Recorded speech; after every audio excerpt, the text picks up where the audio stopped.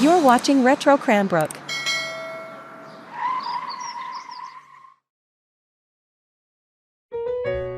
With the petition submitted, Tammy's wake, and the song contest behind them, Don and Betty Michalsky's nearly 2-year wait for the trial of Tammy's killer is about to end.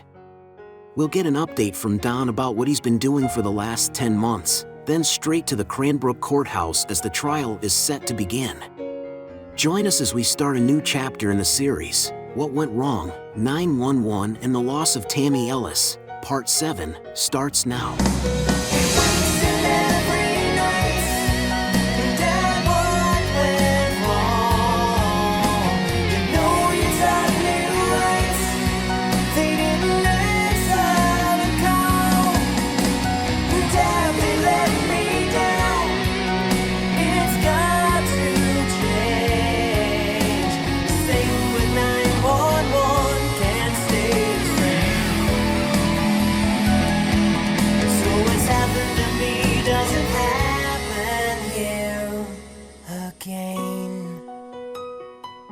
Dad, please bring 911 back here.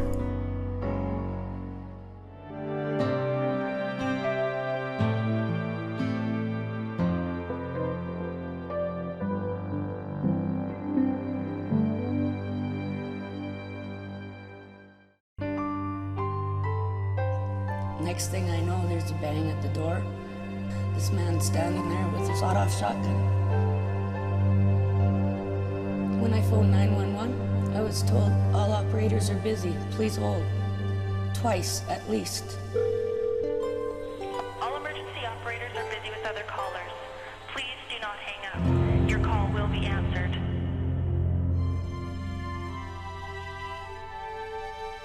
Why didn't they answer the phone?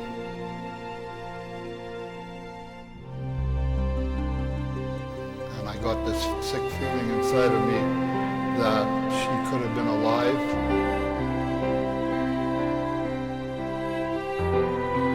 Maybe she just laid there and bled to death.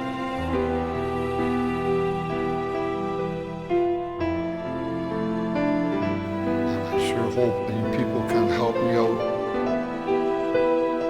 Let's not let that happen again.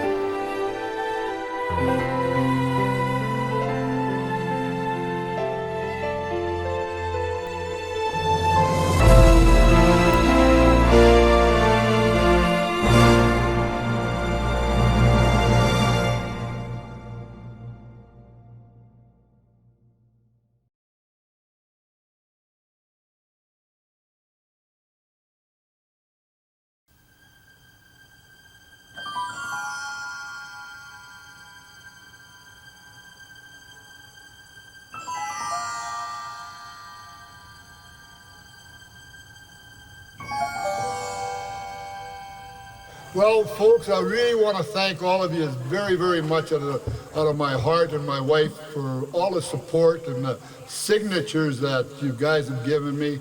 It's got to be 20,000 or more and growing. You won't believe what's happened since I started this and my daughter's death, and it's given me more strength. And they're asking me now to fight for the community and bring 911 back here for you, that it doesn't happen to anybody. And I don't want anybody to go through the misery, and it's not working there. It's been gone for over 4 years.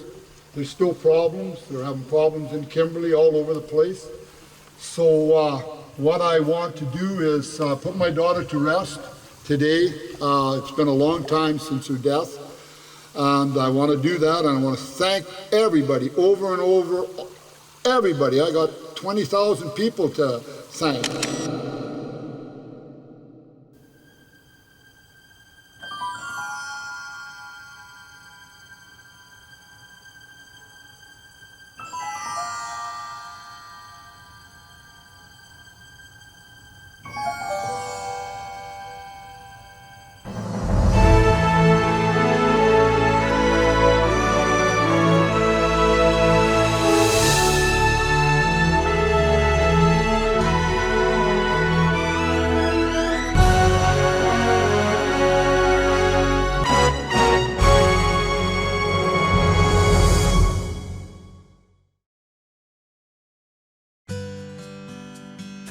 So what have you been doing for the last 10 months? I mean, we did had the party in August and time for a break. That went over very, very well. I wanted to do that to thank all the people for all the help that they did.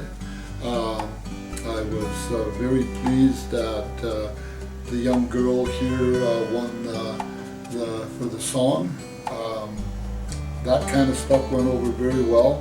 What has been happening is I was kind of waiting for somebody to notify me what was happening with 911. I talked to a few people and they told me nothing has changed there. People have talked to me in cafes, in the stores, that they're still having problems. A woman in the Tamarack Mall, her husband had a stroke and fell on the ground. She called 911 and they didn't know where the Tamarack Mall was in Cranbrook. She said, I need an address or I can't help you. So she hung up and drug her husband into the car and took her to the hospital.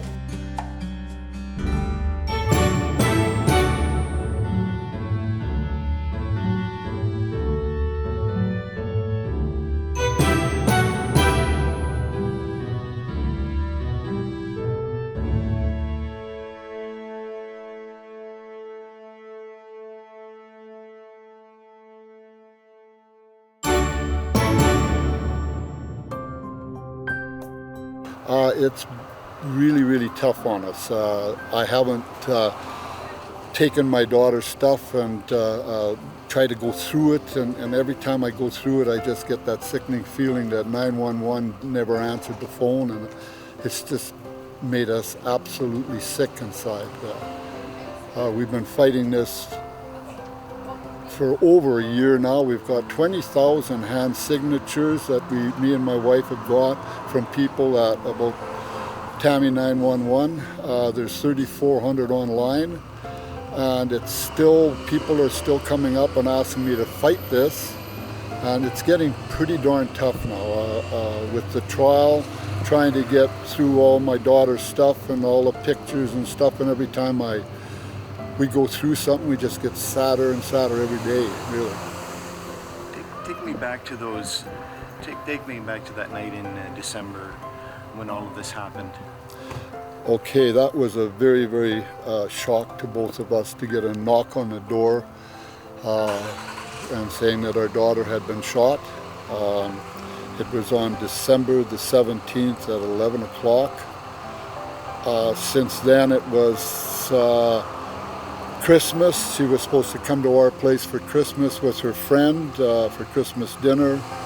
That did not, well, it didn't happen. It just went worse and worse. They lost my daughter's body during Christmas. We couldn't find her. They ended up taking her to the hospital, and they froze her so bad that we couldn't see her. It was just horrible. It was from day to day that just was horrible. We couldn't do absolutely nothing during Christmas. And plus, she lives only a minute away from the ambulance service. She lives right behind there, and nobody come for 21 minutes. So I think my daughter could be alive. I'm not a doctor, but 21 minutes, I think she just bled to death. So we'll find out here now in the court here, really probably what's happened. But I don't want this to happen to nobody, what we went through. My roommate and myself and a friend of hers were in the living room. This man burst through the door, held up a shotgun, and shot her. In shock, of course, I didn't know what to do. Her friend didn't know what to do. We ran into the bedroom, picking up the phone and dialing 911. And I got a busy signal. And I thought, okay, I'm upset. I dialed wrong. And I dialed again. And I got a busy signal twice in a row. At this time, she's also trying to dial 911 on her cell. And she's getting a busy signal. Finally, we get through.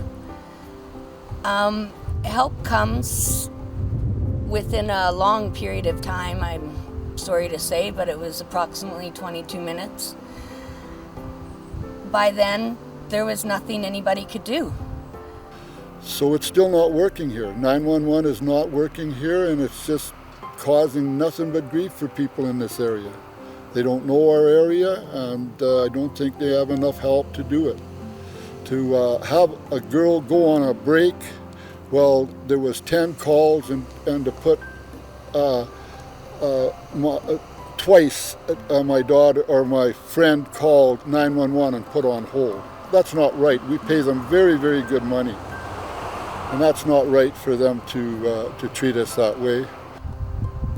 I can't say if they would have been there sooner or not, it would help, but 911 should be not having a hold button.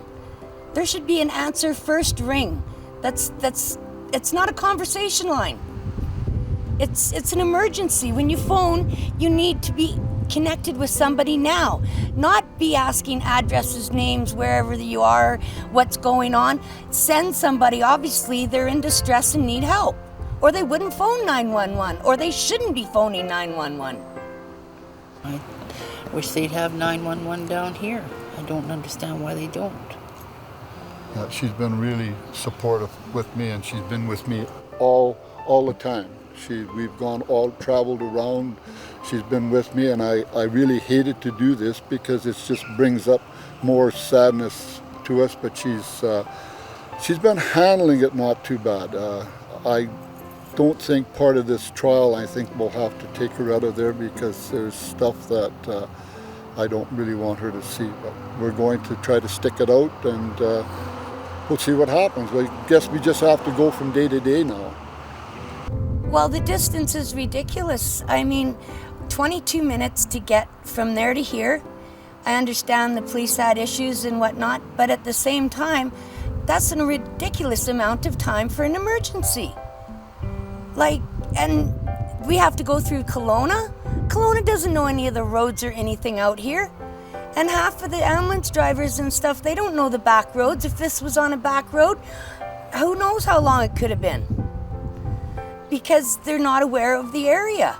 And the operators, I know they're putting through certain training, but, when somebody's dying in your living room, you're not wanting to tell your name and address. That shows up automatically already. Find out what's wrong and send somebody. For the past 4 years, all of the region's 911 calls, including emergencies in Cranbrook, are routed through a central dispatch in Kelowna. It handles 250,000 calls a year, and on the night Tammy was shot, one of the two operators on duty was on a break.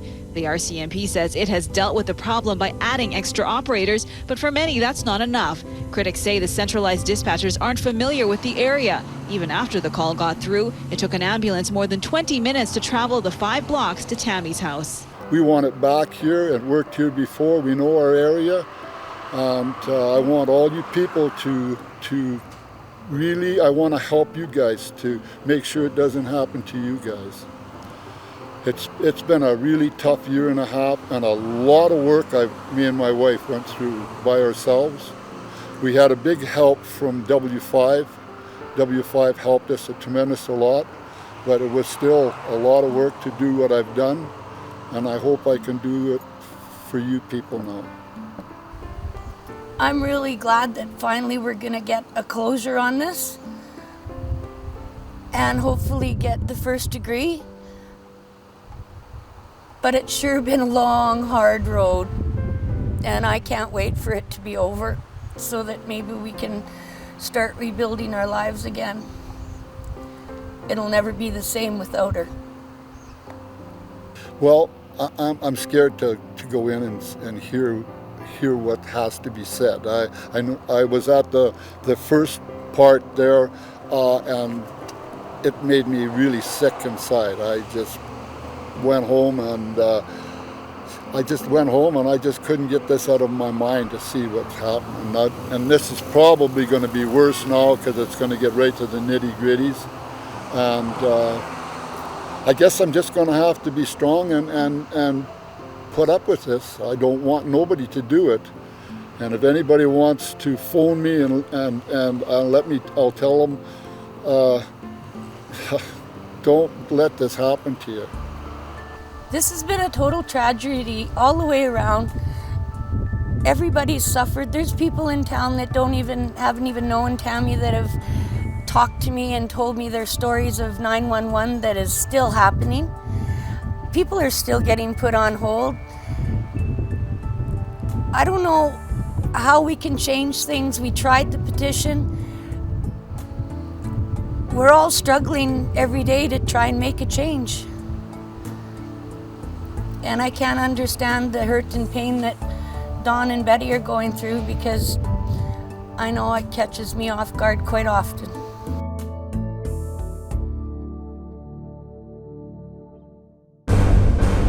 Following a morning of jury selection, shortly after lunch, it was quietly announced that murder suspect Cheyenne Lynn had requested a new lawyer, thus postponing the trial to a later date.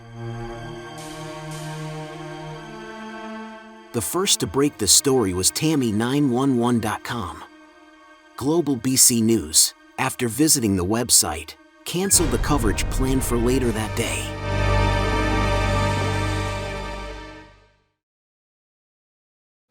Now, it's hard to imagine a more horrifying scenario. A woman witnesses the point-blank shooting of her friend, and knowing the victim was critically wounded, she tries to call 911. That desperate call went unanswered, and when the ambulance finally did arrive, it was too late. Now, the man charged with murder in the case is causing another agonizing delay in his own trial.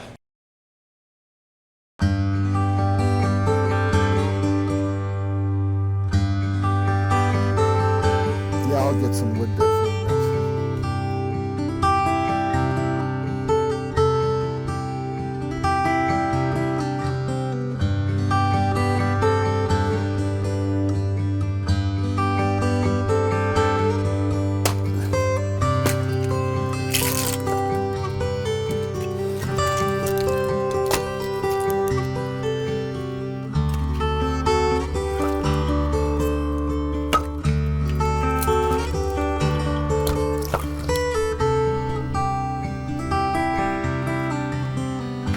Okay, there's a story about that deer that's there, because this was my daughter's favorite place. This, just before she got killed, she stopped on the highway to help a woman out that hit a deer. And a woman was crying, the water was coming out of the radiator and everything, and my daughter put her in her car and she went down over the bank to pet this deer while it was dying, because she loved animals like you wouldn't believe. And the deer died, and the woman, my daughter took this woman into town and got a wrecker.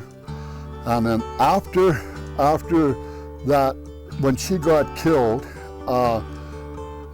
it bothered my mind. I had to write a song about what happened, but the next day when that song was played on the radio, there was 7 deer come up right in front of our front window and stood there. It was just amazing. Then I seen the video that Global did on the night that she got killed, and there were 7 deer at that house that night. So I don't know, it was just amazing. I just got shivers. My wife just couldn't believe it. She was crying. And the 7 deer all left. I took pictures of them, and they all left one behind each other, and they went back into the bush. So I haven't touched this since my daughter's death. It looks a little shabby now, but I'm so sad and blue that now that they're going to have to do another retrial, because this guy's fired his lawyer, and the accused he wants to have something to say. And what he said is he doesn't want his lawyer. He's not getting along with his lawyer, so the judge said, well, he'll take 15 minutes out to find out why, and he come back and he says he has to give him his rights to get him another lawyer. So a tremendous amount of money spent. Part of our lives now are really upset again.